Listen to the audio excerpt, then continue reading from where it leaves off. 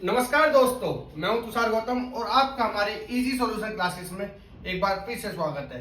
दोस्तों, जैसा कि आप सभी को पता है कि हमारी क्लासेस इंजीनियरिंग के सभी कोर्सेज और बीसीए फोर्थ सेमेस्टर के ऑप्टिमाइजेशन टेक्निक के पॉइंट ऑफ व्यू से बहुत ही ज्यादा इंपॉर्टेंट है। जैसा कि हम इंजीनियरिंग बेस्ड सभी मैथमेटिक टॉपिक और भी अदर जैसे ऑप्टिमाइजेशन टेक्निक एक सब्जेक्ट है, इन सभी सब्जेक्ट के इंपॉर्टेंट टॉपिक की वीडियो बनाते हैं और आपके सामने वो क्लासेस पेश करते हैं। तो दोस्तों, जैसा कि लगातार मैं आपके लिए हर एक इंपॉर्टेंट क्लास लेकर आ रहा हूं, उसी के चलते लास्ट वीडियो में मैंने आपको ट्रांसपोर्टेशन प्रॉब्लम का फर्स्ट मेथड एनडब्ल्यूसीएम पढ़ाया था, जो कि आज हम सेकंड टॉपिक पढ़ेंगे एलसीएम, लीस्ट कॉस्ट मेथड, जिसको हम मैट्रिक्स मिनिमम मेथड भी बोलते हैं। तो देखिए, जैसे कि सबसे पहले मैंने आपको बताया था लास्ट क्लास में कि इसके तीन मेथड होते हैं, एनडब्ल्यूसीएम, एलसीएम और वैम। ठीक है, तीन मेथड होते हैं इसके। फर्स्ट मेथड हम लास्ट क्लास में पढ़ चुके हैं, किसी ने नहीं पढ़ा है तो मैं उसका लिंक डिस्क्रिप्शन में डाल दूंगा, आप वीडियो को वहां जाकर देख सकते हैं। ठीक है दोस्तों, सेकंड टॉपिक है आज हमारा एलसीएम, लीस्ट कॉस्ट मेथड। ठीक है दोस्तों, तो जैसे कि हमें लीस्ट कॉस्ट मेथड पढ़ना है, लीस्ट कॉस्ट मेथड। तो देखिए दोस्तों, सबसे ज्यादा जरूरी जानने की ये बात है कि आपके ऊपर खुद एक चॉइस होती है या कभी कभी आपकी चॉइस खत्म हो जाती है। वो कैसे कि देखिए, ये तो श्योरिटी पूरी है कि पेपर में ये वाला टॉपिक आता ही आता है, 7.5 या 15 नंबर का क्वेश्चन ये आएगा ही आएगा। लेकिन श्योरिटी क्या है कि कौन सा मेथड आ जाए, इसकी श्योरिटी नहीं है कंफर्म। तो देखिए दोस्तों, हमें तीनों ही टॉपिक पढ़ने हैं, तीनों ही मेथड पढ़ने हैं और सभी मेथड बहुत ही इजी हैं। कभी कभी क्या होता है हमारे पास, solve the following transportation problem. देखिए, इस क्वेश्चन में एक मैट्रिक्स दी हुई है और लिखा हुआ है सोल्व करना है आपको ट्रांसपोर्टेशन प्रॉब्लम को। क्या इस क्वेश्चन में आपको कहीं भी ये दिख रहा है कि भाई कौन से मेथड को अप्लाई करना है, एनडब्ल्यूसीएम को करना है या एलसीएम को करना है या वैम मेथड को करना है? नहीं दिख रहा होगा आपको दोस्तों। तो देखिए दोस्तों, जब भी ऐसा कोई क्वेश्चन होता है कि आपको किसी भी पर्टिकुलर मेथड का नाम उसने नहीं दे रखा है, तो आपकी खुद की एक चॉइस हो जाती है कि जो भी आपको बेस्ट से बेस्ट आता है उस टॉपिक को कर दीजिए, अदरवाइज उस मेथड से कर दीजिए।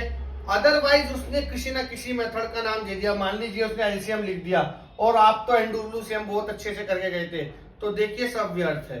क्यों? क्योंकि आपको एलसीएम उसने पर्टिकुलर नाम लिख के दिया है, तो आपको एलसीएम से ही करना पड़ेगा। आप कहें कि भैया एनडब्ल्यूसीएम से बहुत अच्छे से करके आ गया हूं, मैं समझता हूं कि वो बिल्कुल जीरो हो जाएगा, लेकिन ना करने से बेटर है कर दे, क्या पता एग्जामिनर आपको अच्छा मिल जाए और 2, 3, 5, 4 नंबर वो आपको दे दे, तो वो एक आपके लिए एक उपहार हो जाएगा। तो दोस्तों देखिए, कोशिश करें कि सभी मेथड को पढ़ के जाएं और ऐसी चॉइस ना रहे कि हमें ये आता है और ये नहीं आता।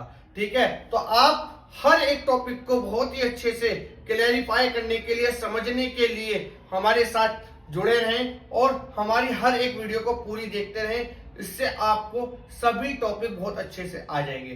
ठीक है दोस्तों, और देखिए, वीडियो शुरू करने से पहले मैं आपको सबसे पहले बताना चाहूंगा कि आप भी हमारी वीडियो को ज्यादा से ज्यादा शेयर करें और चैनल को सब्सक्राइब करें, लाइक करें और शेयर ज्यादा से ज्यादा करें दोस्तों, क्योंकि आपके सभी चाहने वाले दोस्त हैं वो भी इन सभी वीडियो को देख पाए और हमारा भी मोटिवेशन बढ़ता रहे। ठीक है दोस्तों, तो देखिए क्लास को शुरू करते हैं। हमें बोला है solve the following transportation problem. आपके पास एक सप्लाई दे रखी है, डिमांड दे रखी है और कहां से कहां तक जाना है, उन सभी के हमें ट्रांसपोर्टेशन की प्रॉब्लम दे रखी है, उनको हमें सोल्व करके बेस्ट कॉस्ट निकालनी है। ठीक है दोस्तों, तो सबसे पहले हमने लास्ट मेथड की बात करूं, एनडब्ल्यूसीएम, उसमें नॉर्थ वेस्ट कॉर्नर मेथड होता था। तो उसमें हम क्या करते थे, एक नॉर्थ वेस्ट कॉर्नर वैल्यू लेते थे, उसके आगे पीछे ऊपर और साइड में असाइन वैल्यू, छोटी वैल्यू को देखते थे और उसको कट कर देते थे। ठीक है, लेकिन यहाँ पर क्या होगा, मैट्रिक्स मिनिमम मेथड है, तो मतलब लीस्ट कॉस्ट मेथड। आप इस मेथड में क्या देखेंगे, पूरी मैट्रिक्स में देखेंगे सबसे छोटा नंबर कौन सा है, सबसे छोटा नंबर कौन सा है, आपको ये देखना है सबसे पहले, और फिर उसके आमने सामने वाली चीजों को देखना है और फिर चीजों को सोल्व करना है। ठीक है दोस्तों, तो दोस्तों देखिए मैंने क्वेश्चन को थोड़ा सा चेंज कर दिया है, ठीक है, इसकी मैट्रिक्स को। अब हम इसको सोल्व करते हैं मैट्रिक्स मिनिमम मेथड, मतलब लीस्ट कॉस्ट मेथड एलसीएम से।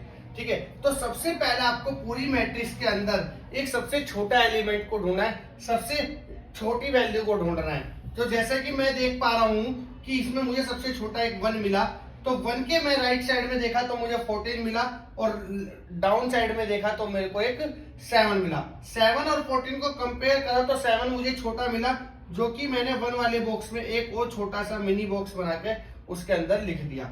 अब 7 को छोटा करा है तो मैं इसका मतलब ये वाली लाइन को पूरा क्रॉस कर दूंगा। ठीक है, ये बात समझ आ गई, और यहां से 7 को माइनस कर दूंगा। ठीक है दोस्तों, अब बची हुई मैट्रिक्स को लिख लूंगा बेटा। अब जैसे देखिए 7 पहले बना लेंगे 2/4 की मैट्रिक्स, सॉरी 4/2 की, क्योंकि पहले रो को बोलते हैं फिर कॉलम को बोलते हैं। ठीक है, 7 8 4 और 10।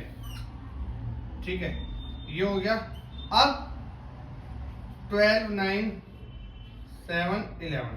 ठीक है, इसके इधर क्या बचा 9, इधर 18, और इधर 5, इधर 8, इधर 7 और इधर भी 7।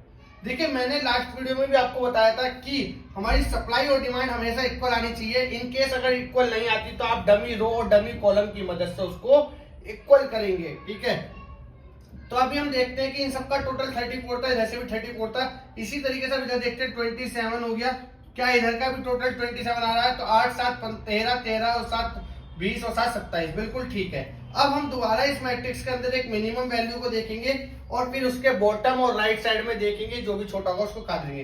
तो सबसे पहले मैट्रिक्स में मैंने छोटी वैल्यू देखी तो मुझे 4 मिली। 4 के अंदर भी एक मिनी बॉक्स बनाया, उसके राइट साइड में देखा 7, उसके बॉटम में देखा 9, तो 7 मेरे को छोटा मिला, तो 7 को मैंने बॉक्स में लिख लिया। अब क्या करेंगे, 7 वाली साइड को काट देंगे और इधर से 7 माइनस करेंगे तो इधर से 2 आ जाएगा। ठीक है दोस्तों, समझ आ रहा होगा। अब नेक्स्ट दोबारा बची हुई मैट्रिक्स को बना लेंगे। अब हमारी 3/2 की मैट्रिक्स बनेगी, 1 2 और ये 3 रो बन गई और 2 हमारी कॉलम बन गई। तो 7 12 8 9, 7 12 8 9 10 11, 10 11, यहां पर क्या बचा 2 और यहां बचा 18।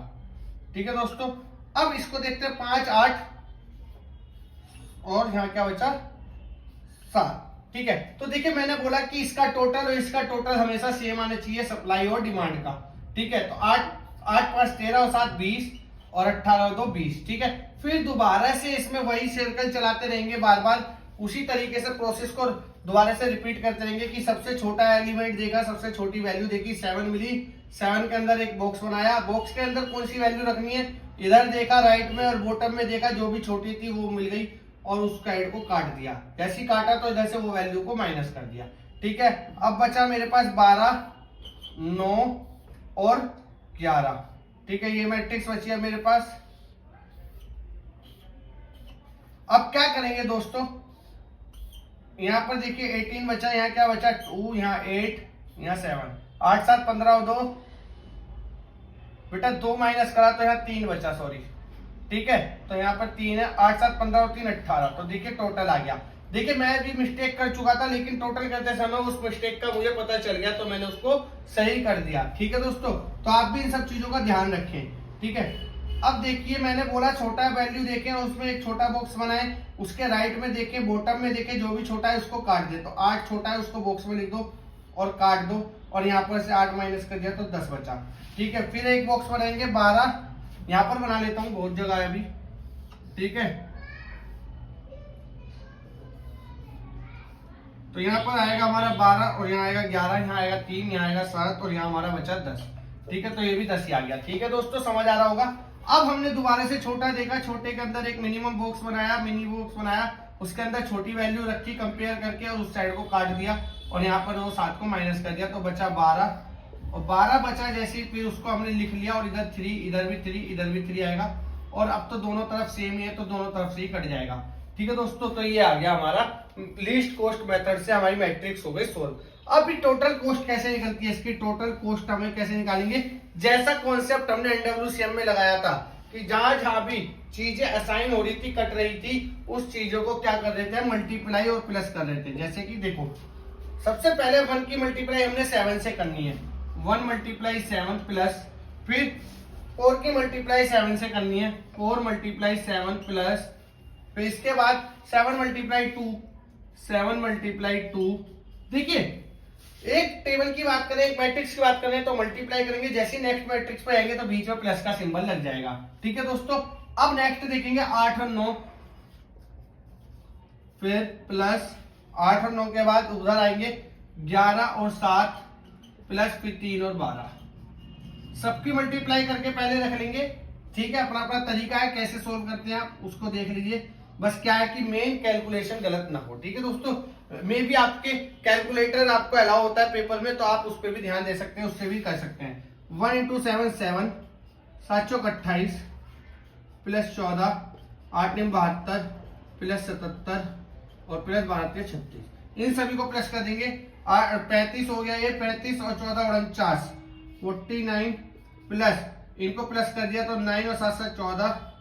ठीक है, प्लस 36। ठीक है दोस्तों, अब इसके बाद देखिए 9 और 9 6, 9 और 9 18, 18 और 6 24 का 4, 2 बचा।